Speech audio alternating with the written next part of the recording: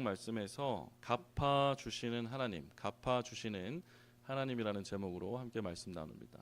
야곱은 성경에서 대단히 중요한 인물이죠.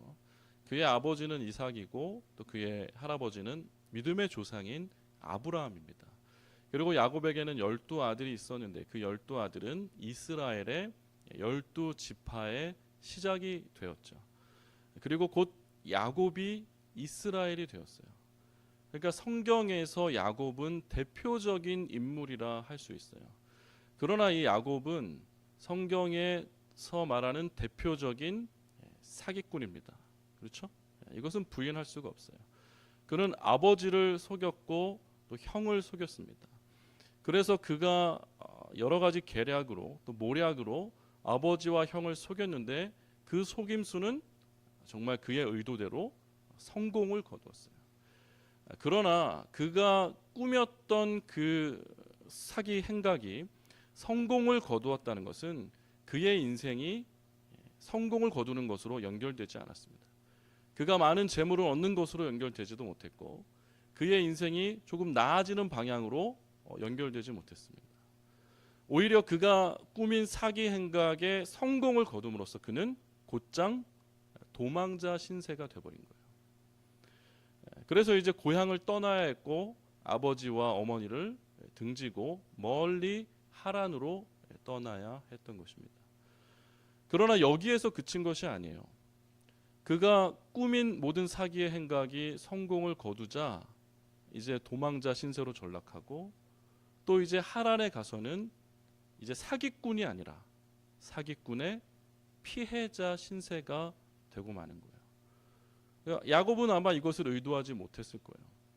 제가 군대에 있을 때 한 이제 후배지만 이제 동네에서는 후배지만 군대에서는 고참이었던 어떤 그런 이제 후배가 있었어요. 후배라고 하겠습니다. 네, 후배가 있었는데 굉장히 똑똑한 친구였어요. 그리고 밖에서 군에 입대하기 전에 사업을 벌여가지고 돈을 많이 벌었습니다. 그리고 삼성전자 주식을 그 당시 이제 사놓고 군에 입대한 거예요. 그래서 저랑 단둘이 이렇게 작업을 하고 있을 때 그 친구가 이런 얘기를 하더라고요. 형, 내가 지금 밖에서 뭐 여러 사업을 했었고 그래서 돈을 이만큼 벌어서 그 돈을 통장에 넣지 않고 삼성전자 주식을 다 사놨다.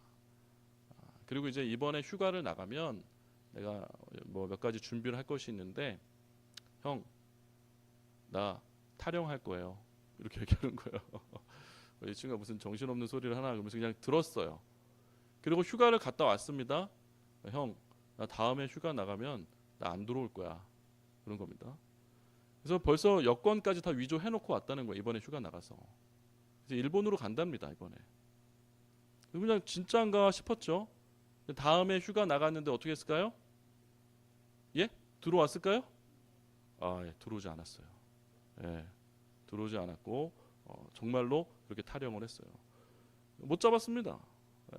근데 그러니까 이제 좀 저도 당황을 했고 아무도 그 친구가 그렇게 하리라고는 생각을 못했던 거예요. 왜냐면 멀쩡한 친구였거든요. 정신적으로 이상한 친구가 아니었어요. 굉장히 똑똑하고 공부도 잘하는 친구였고. 그런데 이 친구가 정말로 복귀하지 않았는데 어느 날 제대하고 나서 제가 한참 있다가 한 1, 2년 정도 지났다가 명동에 그 당시 저의 여자친구와 함께 이렇게 명동을 거닐고 있었는데 길을 건너기 위해서 지하상을 내려와서 저쪽 지하상으로 올라가야 이제 길을 건널 수 있잖아요. 번화한 곳은 신호등이 없으니까. 지하상으로 내려와서 가는 중간에 그 친구와 딱 마주친 거예요. 거기서. 근데 이 친구가 자기 여자친구랑 같이 있었습니다. 저를 딱 보더니 형! 하고 처음엔 반가웠는데 갑자기 안색이 굳어지더니 어떻게 했을까요? 안색이 굳어지더니 갑자기 여자친구 버리고 주랭랑 쳐버리는 거예요. 그러니까 그는 자기가 꾸민 계략에 성공했죠. 성공했습니다. 그 답답한 군생활 하지 않을 수 있었어요. 그러나 그것에 성공하는 순간 그는 평생 이 땅에서 도망자 신세로 살아야 되는 거예요. 자기를 아는 사람을 만나면 무조건 도망쳐야 되는 거예요. 뭐 신분을 위조했는지 모르겠습니다. 어쨌거나 그런 신세처럼 이 야곱의 이 사기 행각의 성공은 그에게 좋은 것을 가져다 주지 않았습니다. 그는 도망자 신세가 되고 말았고 또 라반의 집에서 사기꾼의 피해자 신세로 전락하면서 21년이라는 긴 시간 동안 노예로 살 수밖에 없는 그 고단한 시간들을 보냈다는 것이죠. 이런 것들을 떠올려 볼 때 아담과 하와가 살았던 그 에덴 동산의 이야기가 생각이 납니다. 왜냐하면 아담과 하와는 그 에덴 동산에 있는 모든 것을 다 자기 것으로 누릴 수 있었어요. 마음대로 누릴 수 있었어요. 마음껏 얼마든지. 그러나 그들이 가지지 못한 것은 딱 한 가지였어요. 동산 중앙에 있는 선악을 알게 하지 못하는 나무. 선악을 알게 하는 나무죠. 그들이 갖지 못했던 그 한 가지를 손에 넣으려고 욕심을 부리는 순간 그들이 가지고 있던 모든 것을 다 잃어버릴 뿐만 아니라 그 에덴 동산에서 쫓겨나는 거예요. 야곱도 마찬가지죠. 야곱은 명문 가정 중에도 명문 가정입니다. 대단히 부유한 가정에서 태어났어요. 그 아버지가 아브라함인데 거부, 이삭도 거부 아닙니까? 그리고 믿음으로 치자면 뭐 야곱을 따라갈 사람이 있습니까? 믿음의 계보를 치자면 여기 뭐 몇 대째 신앙이십니까? 야곱은 고작 3대째 신앙임에도 불구하고 야곱을 능가할 사람은 누구도 없어요. 그 아버지의 할아버지가 아브라함이잖아요. 그러니까 여러모로 보았을 때 이 야곱은 금수저를 물고 태어난 거예요. 영적으로도 다이아몬드 수저를 물고 태어난 겁니다. 그러니까 그가 누릴 수 있는 것은 어마어마하게 많았을 거예요. 그러나 야곱은 자기가 얻지 못한 그 한 가지를 얻으려고 애쓰는 거죠. 그 장자권, 하나님이 허락하시도 않은 장자권, 자신의 축복과 그렇게 대단히 상관도 없는 그 장자권을 얻으려고 했을 때 야곱은 자기가 누릴 수 있는 모든 것을 다 잃어버리고 아버지와 어머니도 떠나게 되고 또 고향도 등지고 멀리 가버리게 되었던 거죠. 그러니까 하나님이 주시지 않은 것 그 한 가지의 욕심을 부려서 자기가 누릴 수 있는 모든 것을 다 잃어버리는 거예요. 이 아간도 마찬가지입니다. 이스라엘 백성들이 40년 광야 생활을 하다가 이제 요단강을 건너 약속의 땅으로 들어갔잖아요. 들어가서 첫 번째 전쟁을 한 것이 뭐냐면 여리고 성을 무너뜨린 거예요. 그런데 이 여리고 성을 어떻게 무너뜨렸냐면 피 한 방울 손에 묻히지 않고 누구와 맞닥뜨려 싸워보지도 않고 그냥 몇 바퀴 돌아서 무너진 거예요. 그 말은 무엇을 의미하냐면 이제 적과 꿀이 흐르는 그 축복의 땅, 약속의 땅, 그 생명의 땅을 이제 우리가 차지하게 될 것인데 우리의 어떤 능과 힘으로 그것을 얻게 되는 것이 아니라 하나님의 도우심으로, 전적인 하나님의 도우심으로 그 땅을 정복하고 차지하게 될 것이라는 것을 하나님이 보여주신 거잖아요. 여리고성을 점령하는 것을. 그런데 그때 한 가지 말씀하세요. 그 여리고성에 어떤 것도 취하지 말라고, 완전히 다 말하라고. 그런데 이 아간이 봤을 때 아주 멋있는 겉옷이 하나 있었나 봐요. 그 겉옷을 훔칩니다. 은 몇백 세겔, 금 몇백 세겔 훔칩니다. 그래서 어떻게 됐습니까? 그 눈에 잠깐 보이는 그것에 욕심을 부려서 그 아간의 집이 영원히 대대로 물릴 수 있는 그 가나안 땅, 약속의 땅, 그 축복의 땅에서 받을 그 기업을 잃어버린 거예요. 그 잠깐의 유혹에 손을 댔다. 자기가 영원히 누릴 수 있는 기업을 잃어버리고 만 것이죠. 이것이 얼마나 안타까운 일입니까? 그러니까 하나님은 야곱을 사랑하시죠. 뭐 에서와 야곱을 비교했을 때 야곱을 더 사랑했다고 성경은 기록하지 않습니까? 그러니까 하나님은 야곱을 사랑했어요. 우리도 하나님이 사랑하실까요? 야곱과 같은 우리를 사랑하실까요? 사랑하십니다. 아멘. 야곱과 같지 않으셔도 돼요. 그러나 우리가 야곱을 닮았던 어쨌든 하나님은 우리를 사랑하시는 거예요. 하나님은 야곱도 사랑하셨어요. 그러면 하나님은 야곱의 인생을 좀 넉넉하게 봐주셨으면 좋은데 하나님은 야곱이 버린 그 잘못된 욕심과 그 남을 속여 가로채려는 그의 잘못된 욕망에 대한 대가를 철저히 치르게 하셨던 거예요. 그것을 그의 인생에 고스란히 갚아 주셨던 겁니다. 그래서 그는 그 모든 잘못된 계략에 성공하는 순간 인생이 고난의 길로 시작이 되었던 거예요. 오늘 본문의 이야기는 두 번째 이야기로 이제 라반입니다. 라반이 야곱을 속이는 일이죠. 그리고 라반이 야곱을 속였기 때문에 이제 라반의 것을 빼앗아서 야곱에게 갚아주시는 이야기가 오늘 본문의 이야기예요. 하나님은 야곱에게 그의 행실에 대한 것을 갚으셨지만 또 라반에 의해 사기를 당한 이 야곱을 불쌍히 여기셔서 또 갚아주시는 그 이야기가 오늘 본문의 이야기예요. 그래서 1절에 보시면 야곱이 듣습니다. 무엇을 듣냐면 이 외삼촌 라반의 아들들이 하는 이야기를 듣는 거예요. 지금 뭔가 이 앞전에 큰 일이 있었습니다. 아롱진 것, 얼룩진 것, 점 있는 것. 그 양들이 내 것입니다 하면은 낳는 새끼들마다 다 뭐가 나오는 거예요? 아롱진 것, 점 있는 것, 얼룩진 것만 나오는 거야. 그러니까 낳는 것마다 다 야곱의 것이 되는 거예요. 그래서 외삼촌과 야곱의 양들을 3일이나 거리를 띄워놓고 키웠는데 섞이면 안 될까? 야곱이 거짓말할까 봐. 3일이나 되는 거리로 놓고 키웠는데 야곱이 키우는 것들에게서는 처음엔 아롱진 게 없었고 점 있는 것도 없었어요. 얼룩진 것도 없었는데 낳는 것마다 그렇게 나오는 거예요. 그래서 야곱이 큰 부를 이루게 됩니다. 그래서 그 아들들이 하는 말이 뭐냐면 1절에 들은즉 야곱이 우리 아버지의 소유를 다 빼앗고 우리 아버지의 소유로 말미암아 이 모든 재물을 모았다 하는지라. 야곱이 빼앗았습니까? 야곱이 빼앗지 않았습니다. 성경은 야곱이 빼앗았다고 이야기하잖아요. 라반의 아들들은 그렇게 말하지만 그 3절에 보세요. 3절에 여호와께서 야곱에게 이르시되 내 조상의 땅 내 족속에게로 돌아가라. 이제 야곱을 21년의 그 세월 동안 노예로 그 고난을 다 당하게 하신 이후에 다시 이제 야곱을 고향으로 돌려보내는 거예요. 야곱을 회복시키는 거예요. 하나님은 그 계획을 가지고 계셨어요.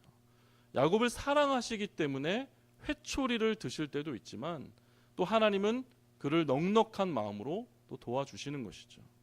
돌아가라고 합니다. 그러면서 이제 8절과 9절에 보시면은 그가 이르기를 점 있는 것이 내 삭시 되리라 하면 온 양떼가 낳는 것이 점 있는 것이요 또 얼룩무늬 있는 것이 내 삭시 되리라 하면 온 양떼가 낳는 것이 얼룩무늬 있는 것이니 9절에 보니까 뭐라고 합니까? 하나님이 이같이 그대들의 아버지의 가축을 빼앗아 내게 주셨느니라. 지금 아들들은 야곱이 빼앗았다고 이야기하지만 야곱은 뭐라고 고백합니까? 하나님이 빼앗아 주셨다고 고백을 하는 거예요. 그래서 이제 10절부터 13절까지 한번 잠깐 보겠습니다. 그 양떼가 새끼 뵐 때 내가 꿈을 꾸었는데 야곱이 꿈을 꾸었어요. 그래서 얼룩진 것과 아롱진 것이 막 있습니다.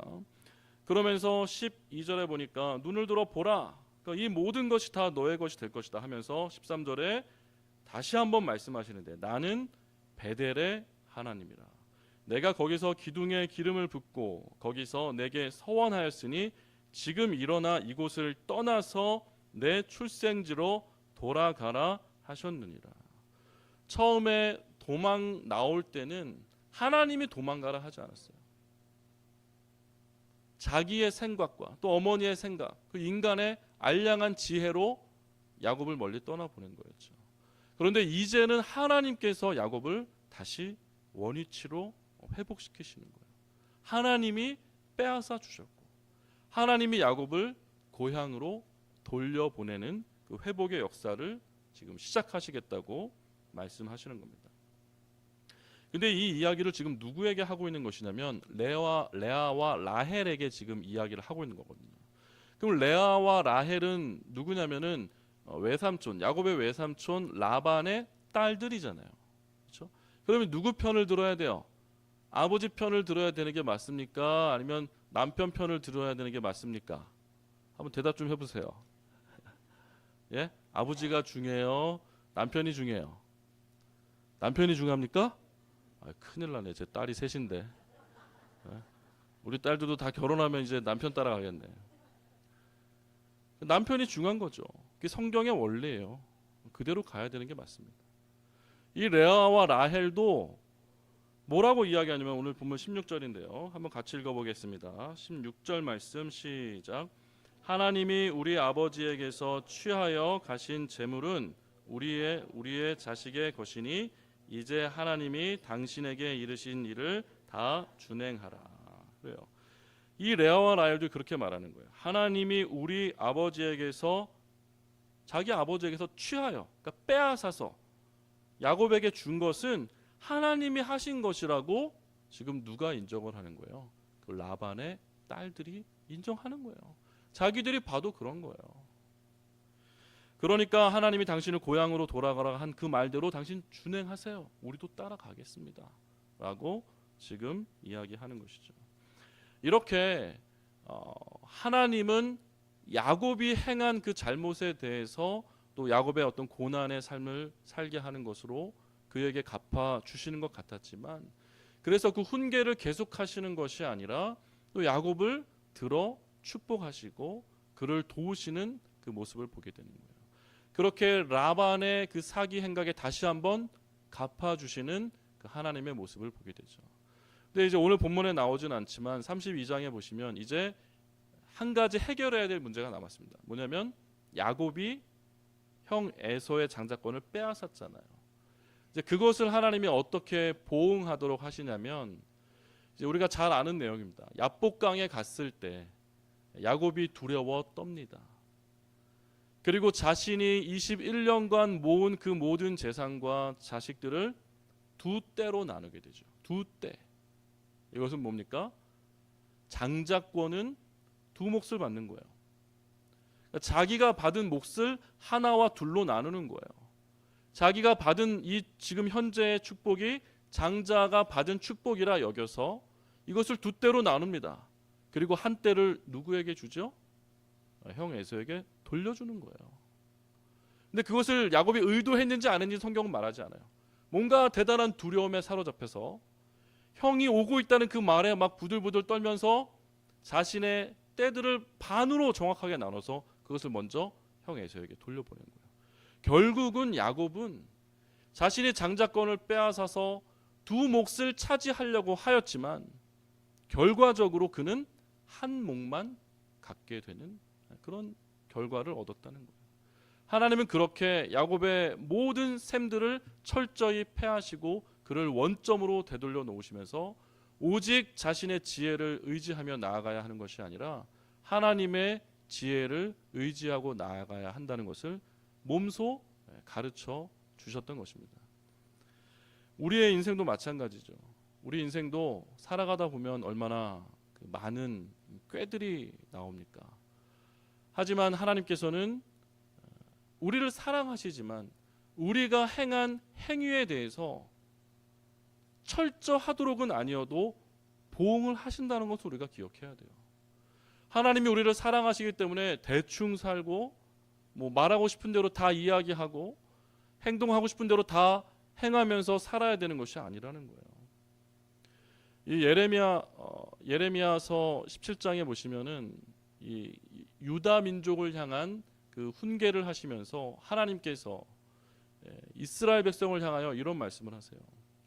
세상에 타락한 것이 너무나 많은데, 이 썩어진 것이 너무나 많은데 그 중에 제일이 바로 사람의 마음이라는 겁니다. 그런데 여호와께서는 심장을 살피신다고 말씀하세요. 그리고 폐부를 시험하신다고 이야기하세요. 그리고 각각 사람이 행한 행위와 행실대로 하나님께서 보응하신다고 이야기를 하시는 거예요. 그러니까 사람은 우리의 마음을 다 몰라요. 사람들의 마음을 다 알 수 없습니다. 그러나 하나님은 우리의 심장과 폐부까지도 다 살피시고 시험하시는 분이 그 하나님이에요. 그리고 각각 그 행위와 행실대로 그대로 보응을 하시는 거예요. 그러면서 뒤에 이어서 하는 말은 뭐냐면, 여호와께서는 자고새가 자기가 낳지 않은 알을 품은 것과 같이 불의한 재물을 취한 자들은 자고새가 자기가 낳지 않은 알을 품은 것과 같이 그 알이 부화하고 나면 호련히 떠나버린대요. 그런 것처럼 불의로 재물을 쌓아봤자 그것은 자기 것이 되지 못하고 다 호련히 떠나버리게 된다. 어리석은 자가 되고 만다. 그렇게 이야기를 하고 있는 것입니다. 그래서 우리가 살아가면서 날마다 하나님 앞에 경건하고 정직하게 살아가도록 애써야 하는 것입니다. 제가 이제 뭐 교역자가 된지 뭐 오래 되진 않았지만 그래도 이제 여기저기 다니면서 성도님들의 삶을 이렇게 세밀하게 이렇게 볼 때도 있잖아요. 이렇게 보다 보면 참 감사한 것은 상황이 좋고 나쁘고가 문제가 아니고 어떤 상황에서도 흔들리지 않고 그 믿음을 지키려고 몸부림치며 애쓰는 분들이 계시다는 거예요. 물론 어떤 큰 일을 당해서 자기를 비관할 때도 있죠. 그렇죠? 어려움을 당해서 왜 이런 일이 생기냐 하면서 괴로워하고 고민하는 그때도 있죠. 그러나 끝까지 하나님 붙잡고 그 신실함을 지키려고 애쓰는 그런 분들을 하나님이 놀랍도록 도우시고 또 그들의 인생을 역전시켜가는 과정들을 여러 번 보게 하신 것이 참 큰 은혜가 아닌가 생각을 합니다. 그래서 하나님께서도 우리 인생 가운데 우리가 지금 상황이 좋고 나쁘고 뭐 그런 것이 아닙니다. 하나님께서 이미 우리의 모든 손에 쥐어주신 것들을 우리가 생각하고 감사할 수 있어야 되고 헛된 욕망 가운데 우리에게 주시지 않은 것 그 한 가지를 얻으려고 애쓰다가 하나님이 우리에게 주신 것들을 다 놓쳐버리고 마는 그 어리석은 인생이 되지 말아야 할 것입니다. 끝까지 믿음을 지키는 우리가 되기를 바랍니다. 아멘. 말씀을 마무리하면서 이제 사도행전 10장에 보면은 백부장 고넬료의 이야기가 나와요. 백부장 고넬료는 로마 사람이잖아요. 그런데 그에 대해서 이야기하기를 고넬료는 경건한 사람이라. 그리고 온 집안이 하나같이 하나님을 경외하였다라고 이야기합니다. 그리고 그는 많은 백성을 구제하였고 항상 하나님 앞에 기도하는 사람이었다. 이게 고넬료였어요. 한번 생각을 해보십시오. 로마의 백부장이에요. 대단한 권세를 가지고 있는 것입니다. 가라 하면 가고 오라 오면 오는 자들이 자기 밑에 100명이나 있어요. 가는 곳마다 자기 앞에 많은 사람들이 고개를 숙입니다. 그러한 백부장 고넬료가 하나님 앞에 경건한 모습으로 살았던 거예요. 백성들을 많이 구제하고 또 항상 기도하는 사람으로 살았던 거예요. 그래서 그가 그 기도하던 모습대로 제9시에 기도를 하는데 하나님의 사자가 나타납니다. 또 하나님의 천사가 와서 말했다고도 성경 기록합니다. 뭐라고 이야기하냐면 내가 너의 기도와 구제를 기억하노라. 너의 구제와 너의 기도가 하나님 앞에 상달되었고 여호와께서 기억하신 바 되었느니라. 이 말을 하는 거예요. 하나님은 다 보고 있는 거예요. 다 보고 있는 거예요. 고넬료는 하나님이 보시기를 원하시면서 구제한 것도 아니고 기도한 것도 아니지만 하나님은 그것을 다 보시고 그것이 하나님께 그대로 상달되고 하나님께서 기억하신 바 되어서 그 가정을 축복하시는데 수제자였던 베드로를 그의 가정으로 초대하시는 거예요. 고넬료가 초대합니까? 고넬료가 초대한 게 아니에요. 하나님이 초대해 주신 거예요.